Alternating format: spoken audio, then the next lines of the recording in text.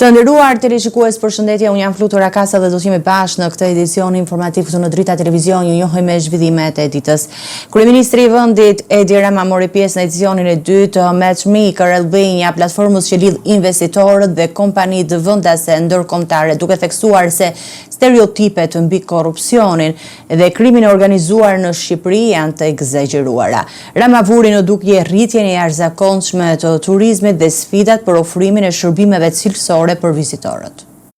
Edicioni i dytë i Matchmaker Albania mblodhi mbi 1000 pjesëmarrës duke përfshirë investitorë vendas dhe të huaj, kompani dhe përfaqësues të institucioneve. Në fjalën e tij, kryeministri Edi Rama sfidoi perceptimet negative që lidhen me Shqipërinë, duke konsideruar stereotipin lidhjen e vetme me korrupsionin dhe krimin e organizuar. Kur njerëzit flasin për Shqipërinë, bien prend ndonjëherë lehtësisht disa stereotipeve si korrupsioni, krimi i organizuar e kështu me radhë, por kjo nuk është Shqipëria. Ne nuk kemi më shumë korrupsion se çdo kusht tjetër dhe jo më shumë krim të organizuar se çdo kusht tjetër. Dhe nuk do të përmend këtu portet në Europë, nuk do të përmend qarkullimin e drogës në Europë, sasitë, rrjetet, trafikantët në Europë, nuk do të bëj asnjë lloj krahasimi. Kjo nuk do të thotë që ne jemi më të mirë se të gjithë, por për gjithëkënd që thotë se jemi më të këqij, ju them, shikoni veten tuaj dhe na lini të bëjmë punën tonë dhe më të mirën tonë. Sot si dëshmi ndryshimi, kemi ecur nga një vend me pak milion turizëm në një vend më shumë më tepër muaj turizëm me 12 milion turistë. Ministri i Turizmit Blendi që theksoi se rritja e ndjeshme e vizitorëve kërkon investime të mirë planifikuara dhe reforma të legjislacionit për të garantuar shërbime cilësore.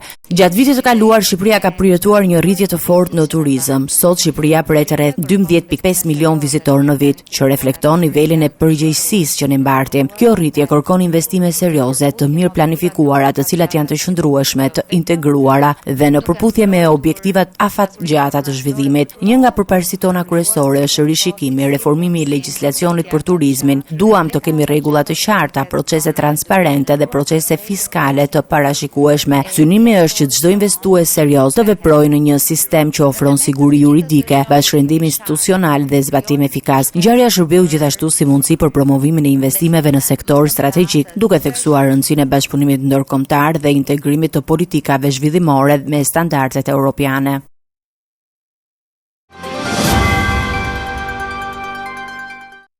Kryeministri Edi Rama deklaroi se Shqipëria do të investojë në sisteme të reja mbrojtëse përballë tensioneve globale. Në një intervistë për Le Point, ai theksoi se vendi është i mbrojtur si antar i NATO-s dhe nuk ka arsye për frikë. Rama komentoi gjithashtu marrëdhëniet me Iranin dhe debatet mbi qëndrimin e Europës ndaj konfliktit.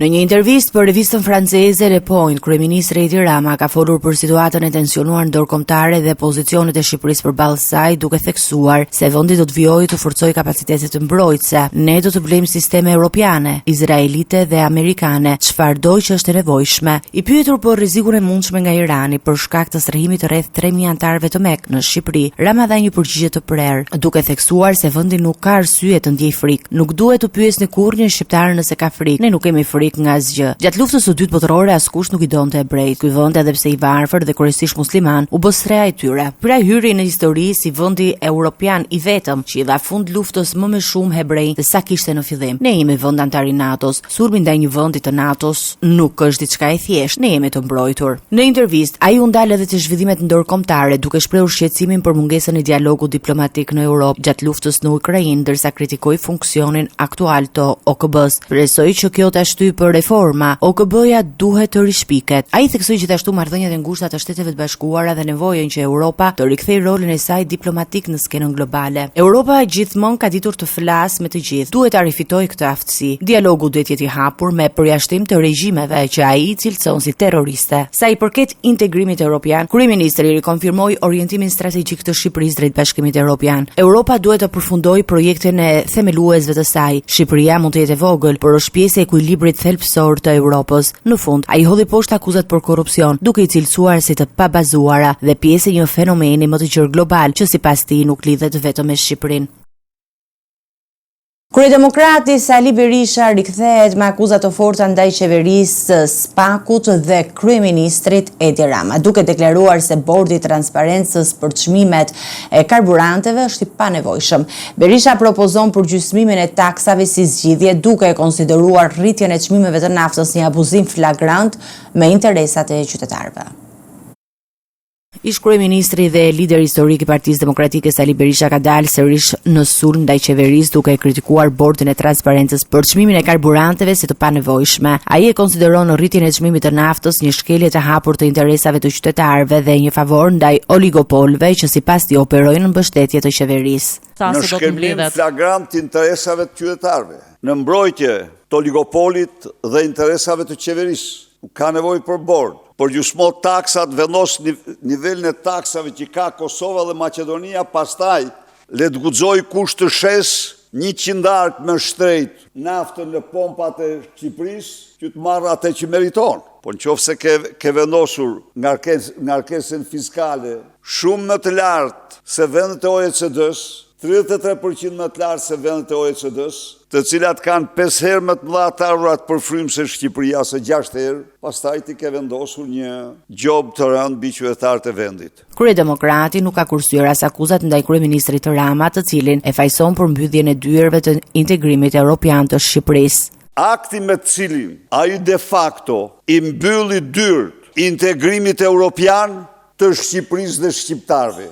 Berisha theksoi gjithashtu se SPAK operon në kontrollin e plotë të Ramës dhe se përpjekjet për tetuar Lubi Ballukun dëshmojnë ndikimin e kryeministrit në çdo vendim të rëndësishëm. De facto SPAK-u nuk ekziston më. Misioni i tij është hetimi dhe ndjekja penale e personave me imunitet dhe krimit organizuar. Tani hyn në fuqi vendimi Famzi Sadushi, vendimi i cili nuk lejon më arrestimin pa vendim përfundimtar të bosëve të karteleve të drogës dhe antarëve të organizatës kriminale të kryesuar nga Edi Rama të qeverisë shqiptare. Në lidhje me situatën brenda Partisë Demokratike, Berisha komentoi qëndrimin e deputetes Jorita Tabaku, e cila ka mbështetur pjesëmarrjen e Ervin Salianit në debatet e brendshme të partisë. S'pari njëherë, deputetja ka shprehur mendimin e vet, dhe kjo është një gjë krejt normale. Së dyti, nuk është është vetë përjashtuar, Vetë përjashtimi është kur ti shkel në mënyrë flagrante ato që ka thot statuti i partisë tënde. Deklaratat e Berishës vjen në një kohë kur ish deputeti Saliani ka shpadur kandidaturën e tij për kreun e ri të Partisë Demokratike, zgjedhja e së cilës pritet të mbahet në 23 maj. Kryedemokrati paralajmëroi se protesta e ardhshme do të jetë shumë e fuqishme dhe e cilësoi si zgjedhjen e vetme për të sfiduar pushtetin aktual, duke i bërë thirrje qytetarëve të mobilizohen kundër qeverisë dhe politikave të saj fiskale. Qeveria ka miratuar tashmë zonat prioritare për paketën e maleve në Puk, Bulqiz dhe Lezhë, ndërsa ministri i pushtetit vendor Ervin Demo njoftoi se investimet pritet të ndikojnë pozitivisht në ekonomi dhe punësim.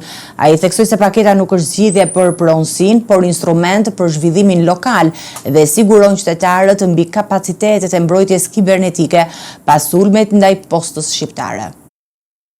Rreth 500 aplikant kanë shfaqur interes për paketën e maleve, ndërsa zonat prioritare janë caktuar për bashkit Puk, Bulqiz dhe Lezhë. Ky program synon të nxjisë investimin dhe zhvillimin lokal duke ofruar mundësinë për qytetarët që të ndërhyjnë në zonat e tyre në mënyrë të organizuar dhe të lishme. Pas mbledhjes së qeverisë, ministri i pushtetit vendor Ervin Demo vuri theksin tek ndikimi i ekonomisë i këtyre investimeve, duke theksuar se deri në fund të vitit 2026 pritet të arrijë deri në 1000 aplikime që do të përkthehen në investime të drejtpërdrejta. Nuk ka në asnjë rast mundësi që paketa e maleve t'i mbivendoset një tokë e cila është pron private e regjistruar. Ka zero shans. E para. E dyta, bëhet fjalë që çdo aplikant i cili ka të drejtën të aplikojë në paketën e maleve duhet plotësoj dy kushte. Ose duhet ta ketë zotruar atë territor për spaku 10 vjet, ose duhet ta ketë zotruar atë territor me një dieni të gjerë të publikut, siç kemi raste sidomos në veri të Shqipërisë, kur njerëzit i kanë ndarë tokat në bazë të kufive të vjetër, por nuk kanë dokumentat e pronësisë dhe nuk ka aty asnjë pronar tjetër privat. Në këtë rast atyre lindet drejta për të aplikuar. Ai komentoi gjithashtu sulmin kibernetik ndaj postës shqiptare, duke sqaruar se shërbimet nuk janë ndërprerë.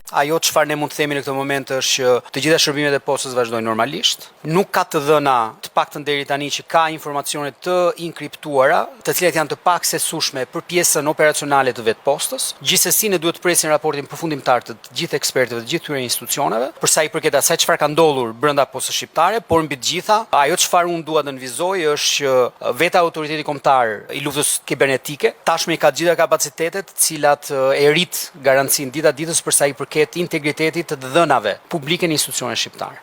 Demo sqaroi se bordi i transparencës është duke marrë të gjithë informacionin e nevojshëm për lëvizjet e çmimeve. Bordi sot do të mblidhet, është duke marrë gjithë informacionin për sa i përket lëvizjes së çmimeve dhe mbi të gjitha ndryshimit që ka vetë çmimi i bursës me atë çfarë ne shohim në pikën fundore ku vetë ky produkt shitet në territor dhe aq më tepër inflacioni që sjell në produktet, le themi në një bazë gjër, kërkon një kod caktuar. Gjithsesi ne çfarë jemi duke bërë është që e para të garantojmë transparencën, duke filluar jo vetëm me produktet bazë, por patjetër edhe me produktet si nafta ose që kanë të bëjnë me energjinë, që ne të garantojmë që mos ketë spekulim në treg, se kjo është gjëja e parë që ne duhet kuptojmë. Ne duhet të garantojmë që në treg nuk mund të përdoret kjo situatë për të spekuluar në kurrizë qytetarëve. Kavaja përkujton 26 marsin simbolin e revoltës së parë qytetare kundër diktaturës komuniste. Aktivitetet përkujtimore, homazhe dhe evente sportive bashkuan qytetarë, institucione dhe përfaqësues politik. Një ditë që rikthen në kujtesë sakrificën dhe frymën e qëndresës për liri dhe demokraci. 26 marsi, festa e demokracisë në Kavaj, përnder të kësaj date, e cila simbolizon qëndresën dhe revoltën e popullit të qytetit Kavajës ndaj diktaturës komuniste dhe që shënoi revoltën e parë qytetare në Shqipëri, qyteti i Kavajës organizon çdo vit aktivitete përkujtimore. Bashkia Kavaj organizoi një aktivitet ku ishin të pranishëm shoqata 26 marsi, qytetar të shumt, intelektual, familjar dhe bashkëmoshatar të dëshmorit të demokracisë, Josif Budo. Të pranishëm ishin gjithashtu krerët më të lartë të qeverisjes vendore, punonjës të administratës si dhe përfaqësues të lartë të Partisë Demokratike të Shqipërisë. Në këtë aktivitet është bërë tradit edhe një event ciklistik me pjesëmarrës sportist nga e gjithë Shqipëria. Pas tingujve të himnit kombëtar nga banda frymore e qytetit, protokolli vijoi me fjalën e hapjes nga kryetari i Bashkisë Kavaj, zoti Fisnik Qosja. Dita e Kavajës, e shpallur me vendim të Këshillit Bashkiak, dita e cila gjithë secili për jush, aq më tepër ata që janë pak edhe më të mëdhenj në moshë, e mbajnë mend shumë mirë që kjo ditë dhe ky moment në ato vite, 25 dhe 26 marsi, ishte akti më heroik. Ishte demonstrata e parë zyrtare antikomuniste në Shqipëri. Pra si gjithmonë, Kavaja ka qenë e para. Pra në 90-ën ishte e para, në vitet e demokracisë ishte e para se themeloi degën e parë të Partisë Demokratike në Kavaj. Në ndryshimet e mëdha ishte e para dhe vazhdon Kavaja të mbajë flakadanin, pishtarin e parë të demokracisë, vazhdon të mbajë pishtarin e antikomunizmit, vazhdon të mbajë pishtarin e antiregjimit të çdo diktature që qeveris vendin tonë. Më pas, kujtime të freskëta të sakrificës së popullit Kavajës solli edhe kryetari i shoqatës 26 marsi, zoti Tahir Okshtuni. 36 vite më parë, Kavaja jonë heroike u përball me diktaturën më tegër të komunizmit. Ajo bashkë ne, baballar, motra, vëllezër, u bashkuan kundër diktaturës dhe thyen atë mitin e një diktature të egër në gjithë Evropën.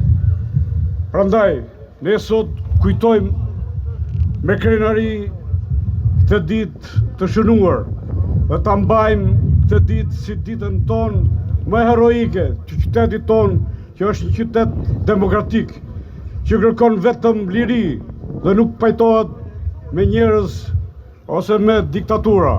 Prandaj i bëj thirrje gjithë rinisë që të jemi të bashkuar, sepse vetëm të bashkuar ne mund të përballojmë këtë situatë që ndodhemi sot.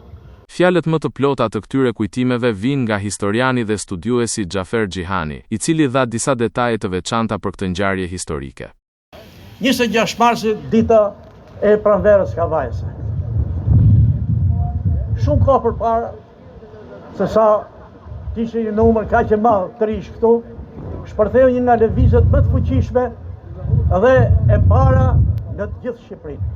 Kjo ishte lëvizje për demokracinë, për lirinë, për drejtsinë e rinisë Kavajëse. Ka qenë ditët më të shtuhishme. Ditët kur Kavaja u ngrit e para, 8 muaj para studentëve. Kavaja ishte ajo që edhe kur ngritën studentët, me gjithë u prisë rrugën, merrte rrugën e Kodrave, pra nga rruga automobilistike që e pengonin sampistët, merrte rrugën e Kodrave për të gjetur studentëve në ditët e tyre të vështira.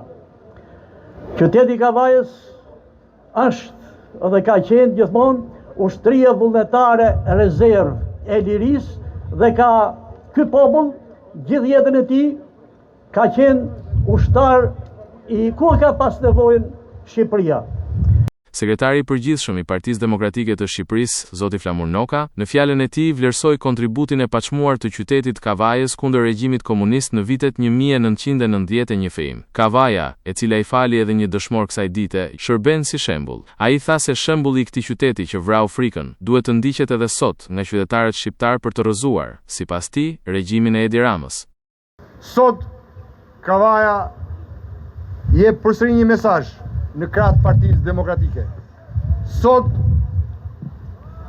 ajo ditë është apel për çdo shqiptar të ngrihemi se vetëm revolta, se vetëm kryengritja është rruga ndaj regjimit.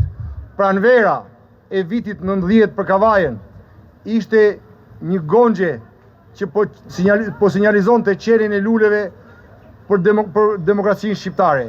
Ndaj edhe sot ta nisim nga Kavaja këtë mesazh, që të ngrihemi në kryengritje, në përballje, në revolt ndaj regjimit dhe Kavaja përsëri të jap sinjalin se është gongja e demokracisë të dhunuar, demokracisë së marrë peng nga narkoregjimi.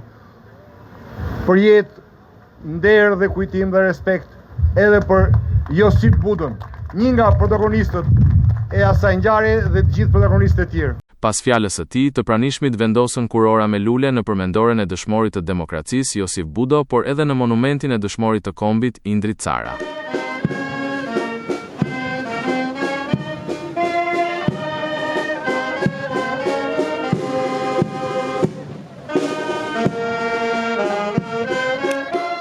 Pas vendosjes së kurorave, u bë edhe nisja tradicionale e trofeut ciklistik 26 marsi nga Federata Shqiptare e Ciklizmit në bashkëpunim me Bashkinë.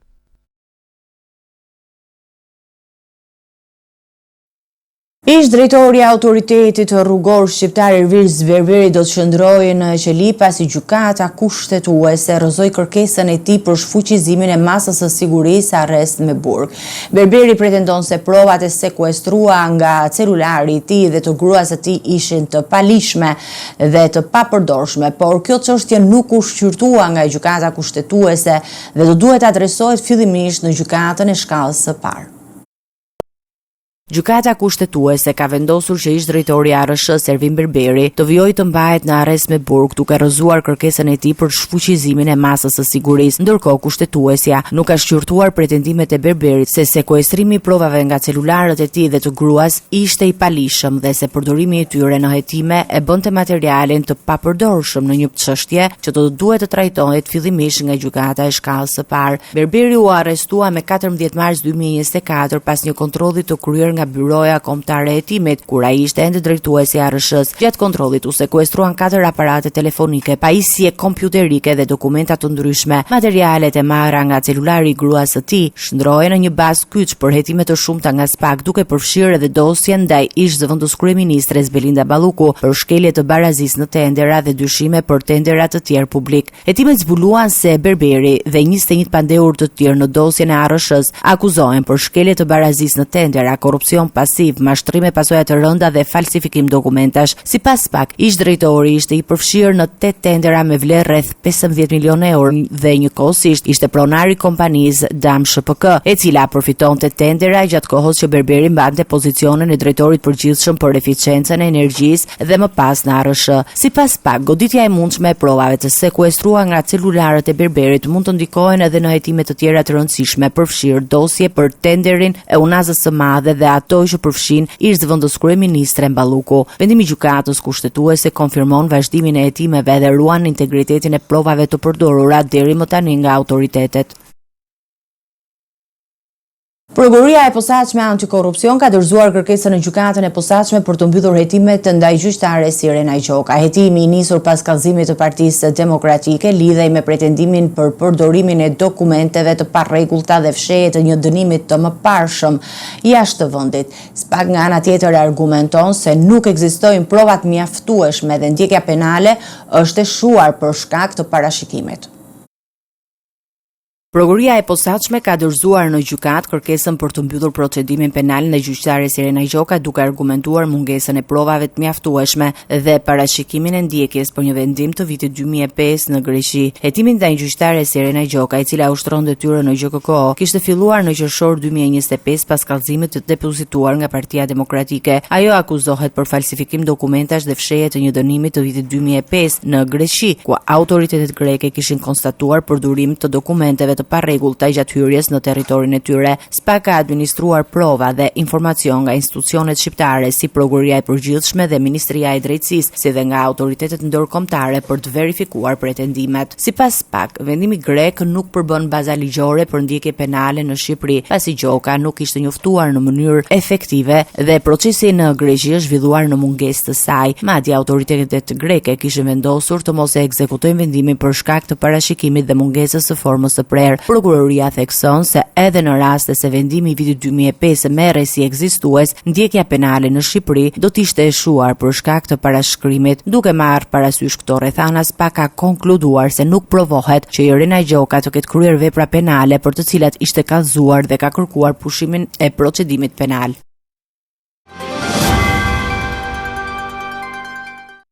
Ceremonia mortore 80 vjeçare që vrau bashkëshorten dhe më pas u vetë vra është zhvilluar pa praninë e familjarëve, vetëm e punonjës të shërbimit funeral dhe të bashkisë. Banorët e zonës mbeten të tronditur nga tragjedia e rënd familjare që dyshohet të ketë pas nisur nga një konflikt banal me djalin e kthyer nga emigracioni. Pas ditën e djeshme, varrezat e fshatit Kuman në Rahovec u mbushën me heshtje për ceremoninë mortore të 80 vjeçarit, shefit të Rapaj, i cili 2 ditë më parë vrau bashkëshorten e tij, dashuri Rapaj, dhe më pas veten. Sipas dëshmive të banorëve, në varrim nuk mori pjesë asnjë nga 9 fëmijët apo të afërmit e tij, ndërsa procesi u zhvillua vetëm nga punojësit e shërbimit funeral dhe të bashkisë. Drejtori i ndërmarrjes publike të bashkisë sqaroi se policia kishte tentuar për disa ditë të negociojë me familjen për tërheqjen e trupit nga morgu, por pa sukses. Për këtë arsye, Bashkia e Roskovecit mori detyrimin për të organizuar ceremoninë mortore. Nga ana tjetër, vëllai i viktimës u shpreh për mediat se familja do të kryej vetëm ceremoninë për dashuri Rapajn, duke e përshkruar 80 vjeçarin si një person të dhunshëm që më parë kishte tentuar dhe vetvrasjen. Pas ngjarjes së rënd që ndodhi, ka ndërhyrë policia dhe të 2 tropat e të njerëve janë shoqëruar për morgun e spitalit në zbatim të ligjit. Dje është organizuar ceremonia e varrimit për të njerën, ku familjarët shkuan e trohoqën trupin nga morgu i spitalit dhe bën ceremoninë e varrimit. Zonja Ndjesket është varrosur në fshatin e Vendidis, fshatin e Lambres, ndërsa të ndjerin është detyruar që bashkia të kryejë të varrimin për arsye se pas shumë negociatave që bëri policia me familjarë për ta tërhequr trupin dhe për të organizuar ceremoninë e varrimit, nuk u gjet gjuha. Ne jemi njoftuar nga policia që duhet të veprojë bashkia komunale, bashkia për të kryer varrimin. Jemi detyruar të bëjmë organizimin dhe kemi shkuar me shoqëritë të licencuar për transportin nga morgu për në Varreza. Është kryer varrimi nga ndërmarrja përkatës, pa prezencën asnjë nga familjarët. Banorët e zonës treguan se ngjarja ka tronditur komunitetin dhe kujtuan se ditët e fundit kishte prani të shtuar të policisë në vendmanim. Konflikti që çoi në tragjedinë dyshohet se nisi nga një mosmarrveshje e vogël me djalin e kthyer nga emigracioni, ku viktima ndërhyri për ta mbrojtur, duke nxitur një seri ngjarjesh fatale që përfunduan në këtë dramë familjare.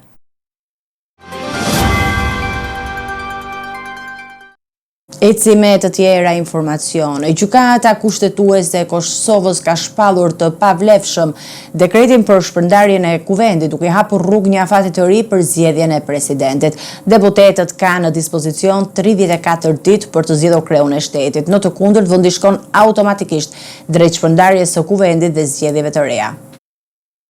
Kriza institucionale në Kosovë hyn në një fazë të re, pasi gjykata kushtetuese vendosi të shfuqizojë dekretin për shpërndarjen e kuvendit të nxjerrë nga Vjosa Osmani. Në vendimin e saj, gjykata thekson se ky dekret nuk prodhon pasoja juridike dhe nuk mund të zbatohet. Në interpretimin e dhënë, kushtetuesja përcakton se kuvendi duhet të shfrytëzojë një afat prej 34 ditësh për të zgjedhur presidentin e ri. Nëse kjo nuk realizohet brenda këtij afati, atëherë shpërndarja e parlamentit bëhet e pashmangshme dhe vendi shkon në zgjedhje të reja. Pas vendimit, reagimet politike nuk kanë munguar. shefja e grupit parlamentar të lëvizjes vetëvendosje Arburie Nagavci u shpreh se vendimi konfirmon se dekreti i presidentes ishte në kundërshtim me kushtetutën. Ajo theksoi se në ditët në vijim do të intensifikohen përpjekjet për zgjedhjen e presidentit të ri, me synimin për të shmangur zgjedhjet e parakohshme. Nga ana tjetër, kreu i Lidhjes Demokratike të Kosovës, Lumir Abdigjiku, e konsideroi vendimin si një sqarim të rëndësishëm në një moment delikat për institucionet. Sipas tij, përgjegjësia kryesore tashmë bie mbi shumicën parlamentare.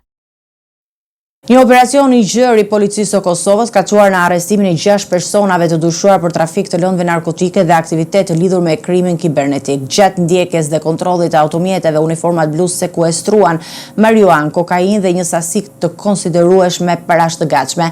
Hetimet kanë nxjerrë në pajë gjithashtu edhe një call center të improvizuar që dyshohet se përdorej për aktivitetin kriminal online. Policia e Kosovës ka finalizuar një operacion të strukturuar për të goditur një rrjet të organizuar që merrej me trafikimin e drogës.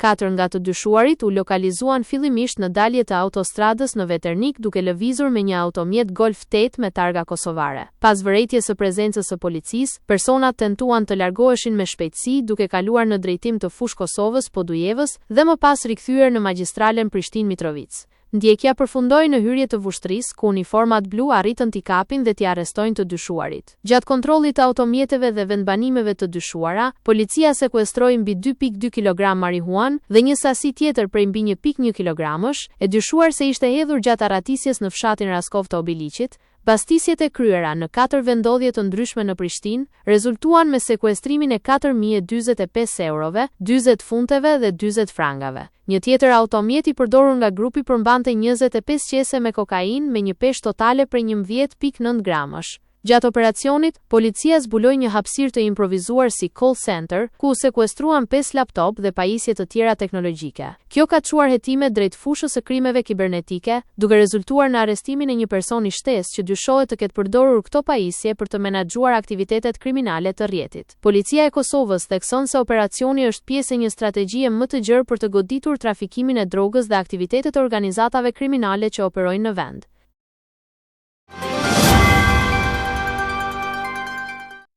Të nderuar teleshikues, ju njohim me parashikimin e motit.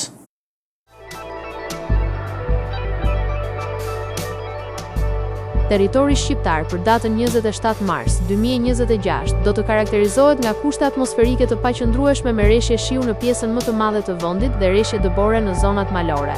Paraditja do të jetë me reshje shiu pothuajse në të gjithë territorin, ndërsa në zonat lindore dhe juglindore priten reshje të përzierë me borë. Pasditja vijon me të njëjtat kushte atmosferike. Temperatura minimale pritet të zbresë deri në 0 gradë Celsius, ndërsa ajo maksimale do të arrijë deri në 13 gradë Celsius. Gjatë ditës priten rreth 2 deri në 4 orë me diell. Era do të fryjë mesatare nga drejtimi veriperëndimor me shpejtësi 3 deri në 6 metra për sekond. Deti do të ketë dallgëzim mesatar rreth 2 deri në 3 ballë. Indeksi ultraviolet për Tiranën pritet jetë i ulët rreth 2.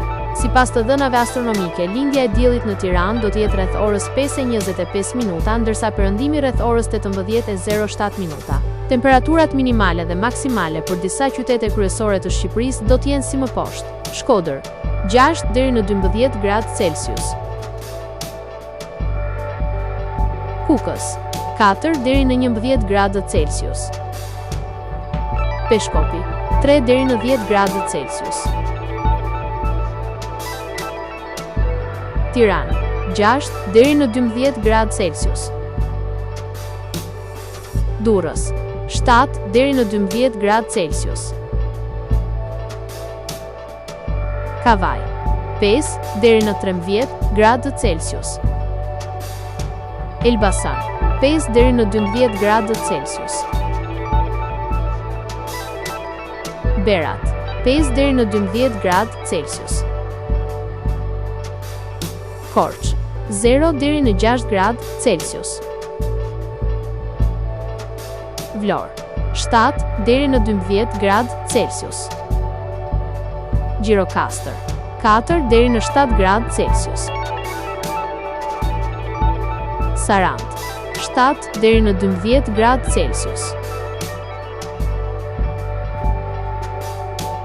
Territori i Kosovës për datën 27 mars 2026 do të karakterizohet nga moti i paqëndrueshëm me reshje shiu në disa zona dhe vranësira të pjeshme në zona të tjera.